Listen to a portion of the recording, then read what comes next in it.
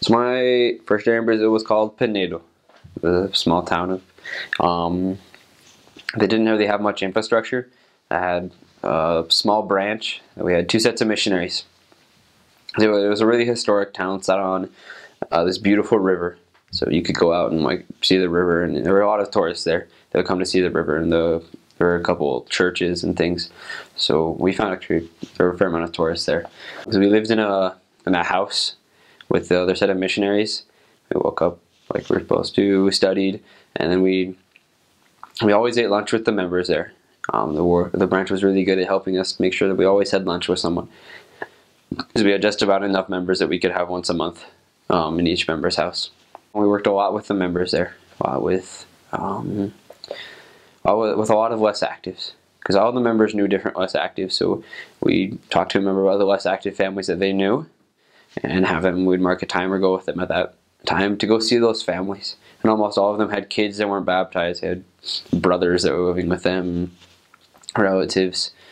And through that, we would help that family that was less active be activated again, and baptize those people that weren't members yet in the family, the people who had been born later and moved in. Or we'd help that family reactivate and then talk to their neighbors.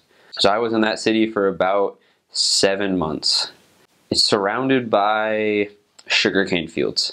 So a lot of the people in there, they work in the fields during the day, which is a really grueling job, as they have big, huge knives and they cut down the sugarcane with that.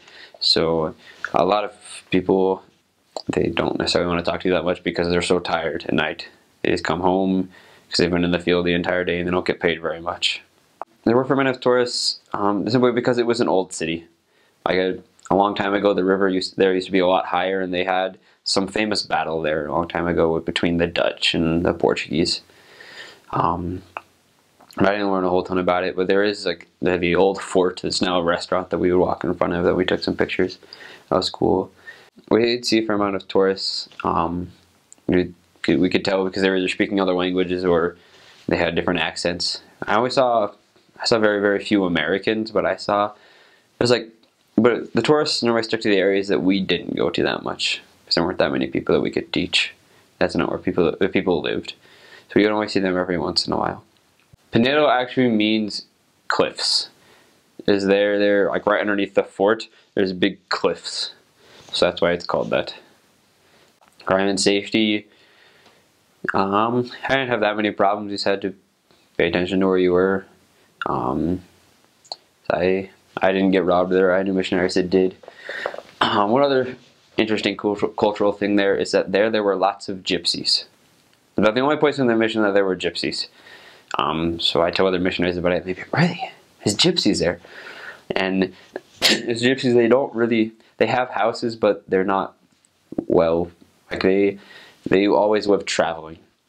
So they don't spend time to build or buy a nice house, but they buy other really nice things. They buy really nice speakers, they buy cars. It was really interesting to see them because it was like their own cultural society in the society. Because they all look a little bit different. A lot of their children are blonde. The women wear these big, huge dresses or skirts, and they carry all their stuff on top of their head. And they have a different language that they speak. Because they speak Portuguese as well, but then they would speak that amongst themselves. But they had kind of the reputation of being violent.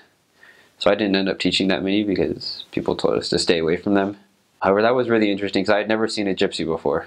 It was interesting when I finally figured out, like, wait, that's what that word means. It means gypsy.